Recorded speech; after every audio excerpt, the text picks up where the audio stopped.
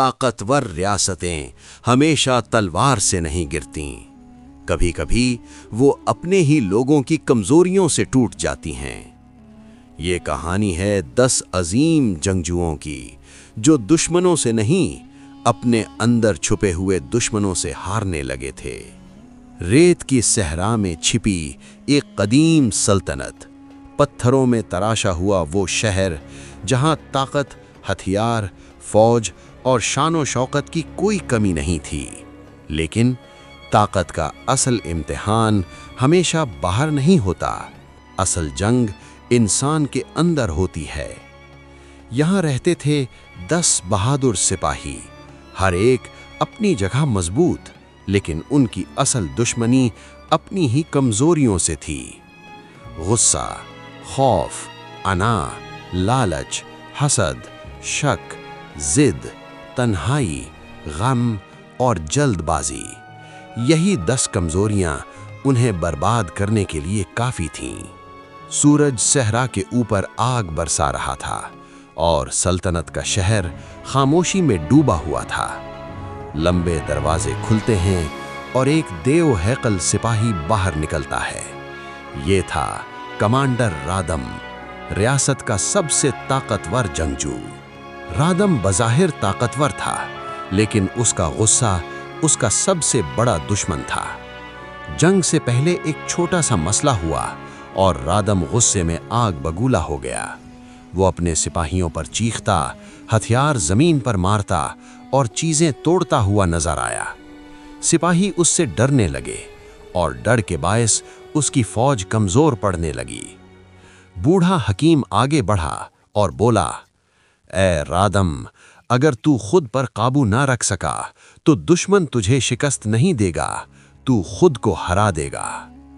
रादम की आंखें नरम पड़ गईं और पहली बार उसे एहसास हुआ कि असल जंग अपने अंदर की आग से है।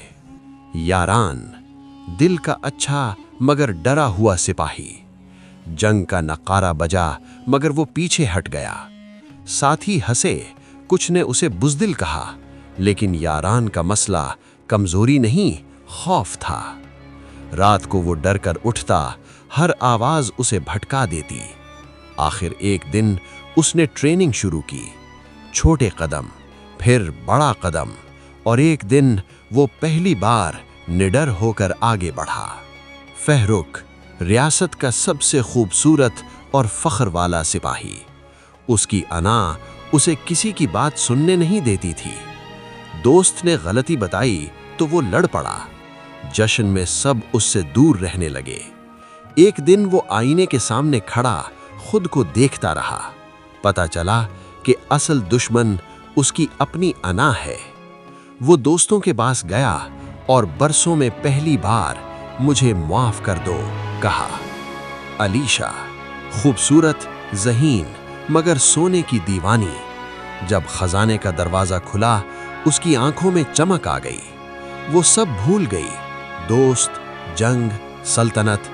गार हिलने लगा, पत्थर गिरे और वो जमीन पर आ गिरी। दोस्तों ने उसे बचा लिया।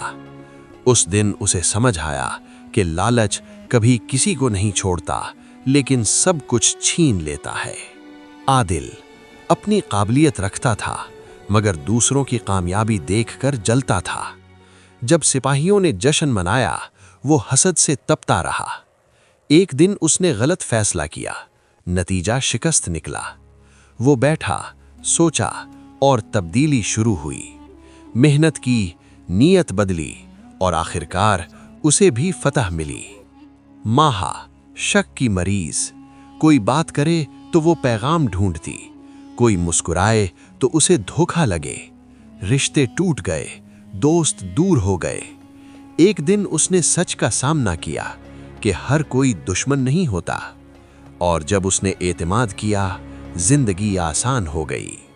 बिलाल, बहादुर मगर अकेला, वो अपने दिल की दीवार किसी को छूने नहीं देता था। एक दिन एक सिपाही उसके पास बैठा और कहा, तन्हाई ताकत नहीं, एक सजा है। बिलाल के दिल की गिरहें खुलीं और वो पहली बार दोस्तों में हंसा। हना पर गम की छांव थी, माजी की यादें उसे दबाती थीं। रात को वो पत्थरों के खंडर में बैठती, आंसू बहाती। एक बुजुर्ग सिपाही ने उसे कहा, गम पत्थर नहीं जिसे उठाकर चलते रहो, उसे वहीं छोड़ दो जहां ये पैदा हुआ था। हना मुस्कुराई और जिंदगी की तरफ लौट आई।